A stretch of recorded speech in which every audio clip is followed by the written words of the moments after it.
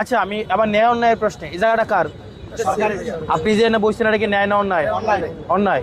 তো অন্যায় কাজ করা কি উচিত না অনুচিত? অনুচিত। আজকে উনি বসছে এই জায়গায় যদি আরেকজন আমার বলে আরে আমি বমু, আপনারা কেমনে মানা করবো আমি বলেন? আপনি যে বসছেন আপনি তো শক্তি দিয়ে বসছেন। আপনি বলেন তাহলে 50 বছর ধরে অন্যায় করতেছেন। আমার কথাটা আপনারা এককভাবে নিলে তো ভাই ওর নিয়ে আমরা কোনো আপনারা যেটা চিন্তা করতেছেন এনে পথচারী এই শুনেন ভাই শুনেন এমনি পথচারী শুনেন কাকু কাকু বাজান এফিলেন বাজান এদিকে বাজান এদিকে আপনার মতো এরকম যেমন প্রত্যেকটা যতগুলো আছে সবাই যাবে, শুধু আপনার বাজান আপনি আমি কইলাম তো শুনেন আমি কিন্তু আপনারা অনুরোধ করতেছি, আমি কিন্তু আপনারা অনুরোধ করতেছি আপনারা আমারে যদি সহায়তা না করেন আমরা দেবিদ্বারের মাঝে কোনো পৌরসভার বড় মার্কেট নাই।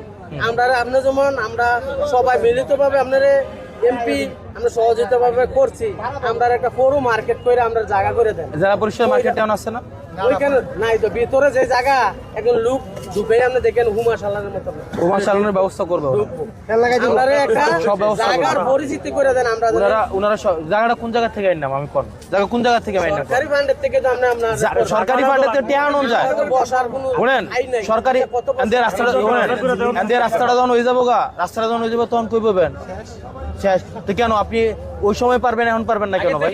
আপনি আমারে কেন সহায়তা করবেন না? আপনি সরকার যখন বল প্রয়োগ করবে তখন আপনি সহায়তা করবেন। কাকু শুনেন কাকু আমার বুঝের কথা আইন সরকার যদি আপনার জোর জবরদস্তি করে তাইলে আপনি হেল্প করবেন, আর আমি আপনার অনুরোধ করতেছি এটা আমার অপরাধ। মানে আপনি কি করেন আমি কি আইনে শোনেন আমি কি আইন কি কঠোরভাবে প্রয়োগ করতে আমি কি মানে ওনাদেরকে বলতে পারবো না? তো আমি ব্যবসা স্যারের লোক এটা কেন করবো আপনি আমার বুঝান।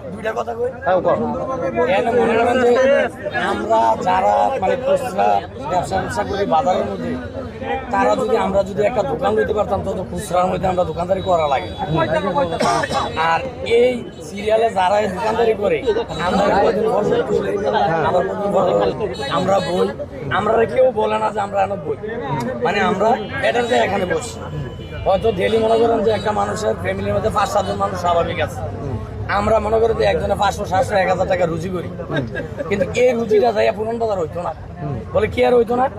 এখনো যদি মনে করেন যে কাঁচা বাজার গোস্ত বাজার মাছ বাজার এভেলি মানে কাঁচা যে বাজারটা সবটা যদি মনে করেন যে উনি চলে যেত তাইলে মনে করেন যে একই ভাবে সবাই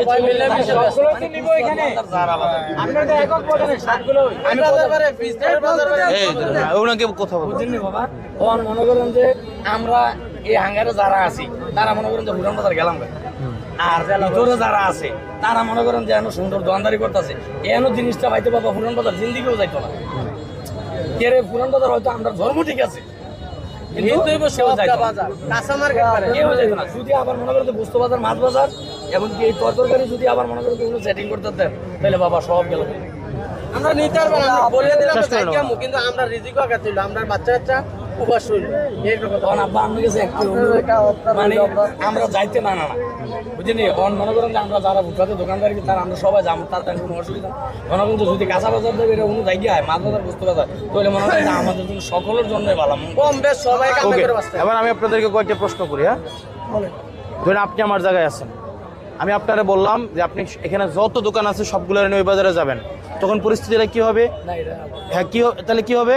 আবার ওইখানের মতো হবে, কিছু দোকান বসবে রাস্তায়,